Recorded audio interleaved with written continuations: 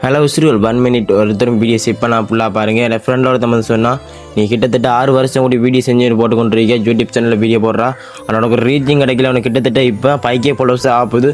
ஆனால் அந்த 5K ஃபாலோவர்ஸும் உனக்கு துரோகம் தான் செய்கிறாங்கன்னு சொன்னால் அப்படிலாம் இல்லைடா, எனக்கு ஒரு ரீச் கிடைக்கும். அவன் என்ன சொன்னான்டா, நீ போகிற வீடியோவே மேக்ஸிமம் ஒரு 100-150 பேர் தான் பார்க்காங்க. அப்புறம் அவனோட ஃபாலோவர்ஸ் வந்து வீடியோ பார்க்காங்களே, அப்புறம் என்னது அவனோட ஃபாலோவர்ஸ் இருக்காங்க. நான் கேட்டேன், நான் அப்படிலாம் இல்லை, ஃபாலோவர்ஸ் எந்த வீடியோ பார்ப்பாங்க, அவங்களுக்கு டைமில் நான் சொல்கிறேன்.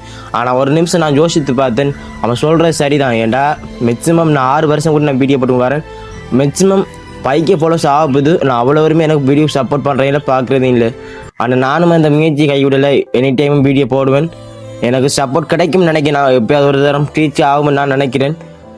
எப்போ ஆகும்னு தெரியும். ஆனால் இந்த முயற்சி நான் கைவிட மாட்டேன். எப்போதும் இந்த முயற்சி தொடர்ந்து கொண்டிருக்கும். ஆனால் நீங்கள் சப்போர்ட் பண்ணலாம் சரி, சப்போர்ட் பண்ணாலும் சரி, எனி டைம் இந்த முயற்சி நான் தொடர்ந்து கொண்டிருப்பேன். நான் வீடியோ கண்டினியூ போட்டுக்கொண்டு இருப்பேன். நான் எப்போ ரீச் ஆகுதோ அப்போ ரீச் ஆகட்டும். நான் இனி எதிர்பார்க்க பொருள். நிறைய பேர் கதைக்கிறவங்க கதைச்சிட்டு போகட்டும், அதில் எனக்கு பிரச்சனை இல்லை. விடாமுயற்சி விஸ்வரூப வெற்றி என்று சொல்லியிருக்காங்க.